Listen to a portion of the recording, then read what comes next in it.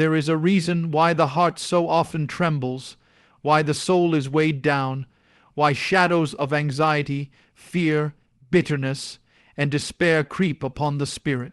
These negative feelings, my friends, are not mere fleeting emotions. They are symptoms of something far deeper, far older, rooted in a cosmic drama that began long before you took your first breath. When man first walked in the garden, there was no fear, there was no anxiety, the heart was at perfect peace. The soul was in perfect communion with its Maker. But then came the voice, not the voice of God, but the voice of the serpent, the voice of deception, the voice that planted doubt. Did God really say? And in that moment the heart of man was fractured. The soul, once filled with light, was pierced by darkness, and from that rupture came the flood of negative feelings that have since plagued mankind: guilt, shame, fear, sorrow, envy, bitterness. It was not part of God's original design. It was an invasion. Every negative feeling you wrestle with today is a ripple from that first fall, an echo of Eden lost. You see, the enemy does not create, he distorts. He cannot invent joy, so he twists it into pride. He cannot invent peace, so he manipulates it into anxiety. He cannot create contentment, so he perverts it into envy and dissatisfaction. He sows seeds into the soil of your heart, seeds of darkness, hoping they will take root and grow into trees that bear the fruit of despair. And yet most never even recognize the battle. They believe these feelings are just part of who they are. But they are not. They are foreign invaders. The sorrow, the bitterness, the anger, these were never meant to be your inheritance. They are intrusions into the life God intended for you, and herein lies the deception. The enemy not only attacks, he disguises the attack as normalcy. If he can make you believe that anxiety is just part of your personality, or that anger is justified, or that bitterness is your right, then he has won not just a battle, but possession of a territory within your soul. But God is calling you to recognize the battle. He is calling you to awaken to the true nature of these feelings. They are not part of your identity, they are chains, they are prisons, and the prison doors were never meant to hold you. When you feel anxiety rise within you, it is not simply a chemical reaction, though it may affect your body. It is a voice whispering, "You are not safe," but the Word of God declares, "The Lord is my refuge and my fortress. Whom shall I fear?" The anxiety contradicts the truth of God. When bitterness festers, it whispers, "You have been wronged. Hold on to your anger." But God says, "Vengeance is mine. I will repay." Bitterness is a counterfeit justice that leads only to bondage. The enemy uses these feelings to distort your vision. Like fog upon the sea, they cloud your ability to see God's hand, to discern His presence, to remember His faithfulness. When you are consumed by fear, you forget that He is sovereign. When you are overtaken by sorrow, you forget that He is your comfort. When you are bound by anger, you forget that He is your defender. Every negative feeling is a thief. It steals your peace, your clarity, your trust. But the thief cannot steal what you refuse to give him, and herein lies your authority, given by God Himself. You were not created to be ruled by your emotions. You were not formed from the dust of the earth to become a slave to fear. You were made in the image of God, and God is not anxious. God is not bitter. God is not fearful. If you are in Him, then His peace is your inheritance. His joy is your strength. His love is your portion. The enemy whispers lies, but God speaks truth, and the truth is that you are not a prisoner. You have been given the keys. You have been given the authority to reject the lies, to cast down every thought that rises against the knowledge of God. The negative feelings may knock at your door, but you do not have to let them in. And so, when the shadow comes, when the fear rises, when the bitterness stirs, when the sorrow overtakes, you must remember the origin. This is not who you are. This is not your destiny. This is not your portion. You have been called out of the shadows. You have been called into the light. The enemy wants you to dwell on your wounds. God calls you to dwell in his healing. The enemy wants you to focus on your failures. God calls you to rest in his grace. The enemy wants you to live in the echo of Eden's fall. God calls you to live in the power of redemption. And the voice of God still calls even now. Please listen. Would you like me to proceed with key point 2 in the same style and tone? There is a mystery in the ways of God, a truth that the world often overlooks. It is not in the thunder that he speaks. It is not in the whirlwind that his voice is heard. It is not in the fire that his word comes forth. The prophet stood upon the mountain and witnessed the shaking of the earth, the blaze of fire, the rushing wind, but the Lord was not in them. And then came the still small voice. That is how God speaks, not in the chaos but in the quiet, not in the noise but in the silence. And it is there, in that fragile whisper, that the Almighty calls, please listen. In the world you walk through, there is no shortage of voices.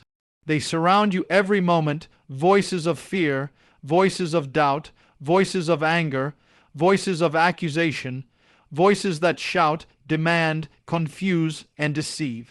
They clamor for your attention, they battle for your mind, they seek to control your heart.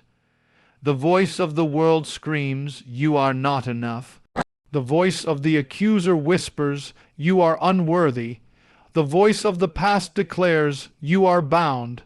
And in the midst of this clamor, God speaks a different word. A word not shouted, but spoken softly, so that you must choose to hear it. And it is in that choice that your healing begins.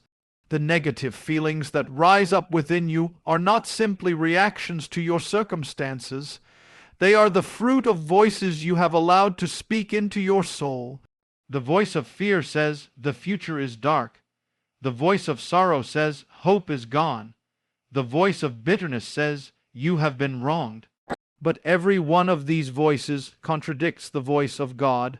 For his word says, I know the plans I have for you, plans for good and not for evil, to give you a future and a hope.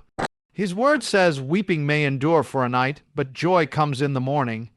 His word says, forgive as you have been forgiven. But you must listen. You must make the choice to hear his voice above all others. That is why the voice is small, because it requires your heart. God will not force his voice upon you as the world does. The world screams to control you, but God whispers to invite you. He respects the freedom he has given you, the freedom to turn your ear, to incline your heart, to seek his voice in the quiet place. And when you do, the power of those negative feelings begins to break. The enemy knows this. That is why he fills your life with noise. The noise of media, the noise of conflict, the noise of busyness, the noise of distractions. He surrounds you with constant sound, so you have no space to hear the still, small voice. For he knows that if you hear it, you will rise. If you hear it, you will overcome. If you hear it, you will be set free. The bondage of negative emotions is sustained by the absence of God's voice in your soul. And so, the battle is not simply to silence your feelings, it is to hear his voice in spite of them. In your darkest hour, his voice still speaks. In the prison cell of fear, the whisper calls, fear not, for I am with you. In the pit of sorrow, the whisper says, I will turn your mourning into dancing. In the chains of bitterness, the whisper declares, forgive and you shall be free. Every word from his mouth is life. Every whisper carries the power of heaven. Every breath of his voice dismantles the strongholds of darkness. And yet, so few take the time to listen. We rush, we worry, we strive, we speak, but we do not listen. The healing of your soul is not found in the multitude of your words, but in the simple act of hearing his. Be still, he says, and know that I am God. In the stillness you will find the peace that no storm can break. In the stillness, you will hear the voice that speaks to your very identity, not as the world defines you, but as heaven declares you to be. When you feel overwhelmed, do not rush to speak. Do not rush to fight the storm with your own strength. Instead, retreat into the stillness, enter the secret place, shut the door to every other voice, and listen for His. He will speak. He is always speaking, but He will not compete with the noise. His voice waits for you in the quiet. And when you hear it even once, the power of every negative feeling will lose its hold. The battle is not to escape the storm, but to hear His voice within it. And so He says again, as He said long ago, please listen. There is a mystery that runs through the entire fabric of the Word, a mystery of exchange, a divine transaction offered to every soul who would come. For God does not simply ask you to endure your burdens. He does not call you to carry the weight of your sorrows, your failures, your fears, and your wounds. No, the call is higher, the invitation is greater. The Holy One calls you to bring your burdens to Him, and in exchange He gives you His peace. You were never created to carry the burdens you carry. You were not formed to bear the crushing weight of anxiety, guilt, shame, or bitterness. These are not natural to your being.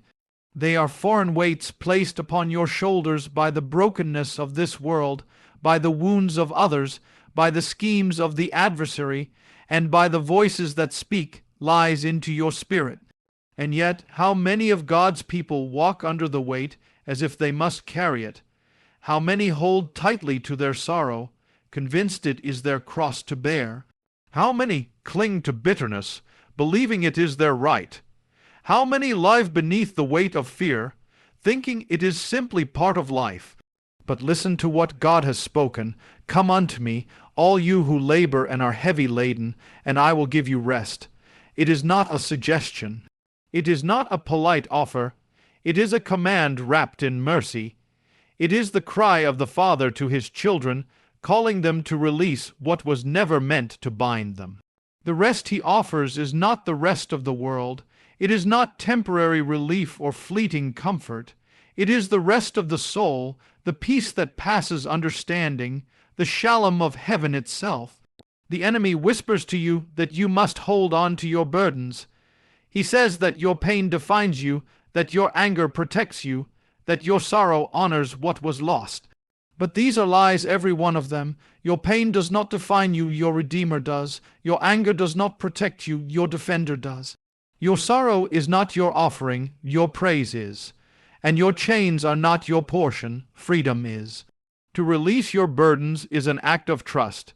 It is to take your hands off what you cannot control and place it into the hands of the One who holds the universe.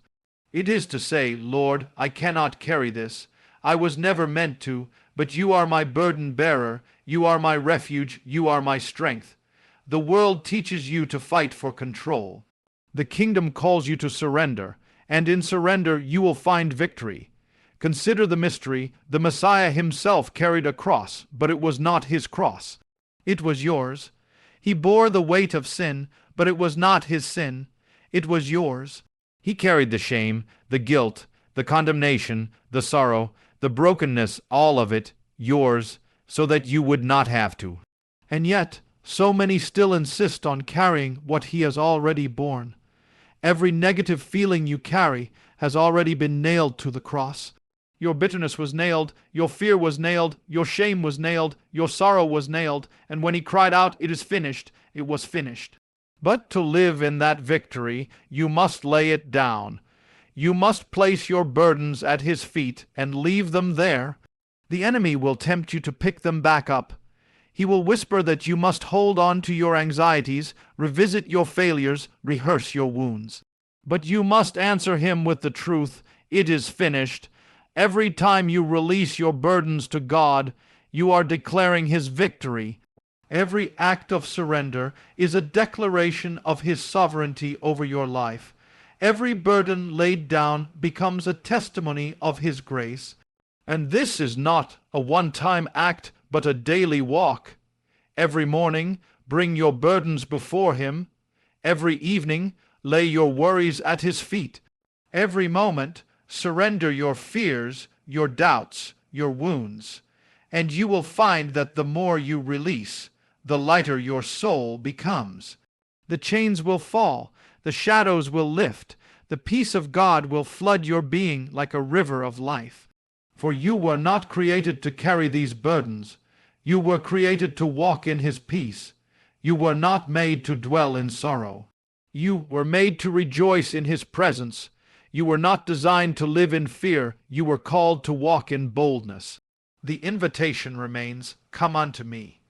And if you will hear it, if you will respond, you will know the rest your soul was always meant to have. Please listen, there is a mystery in the ways of God that surpasses the understanding of man, the mystery of transformation.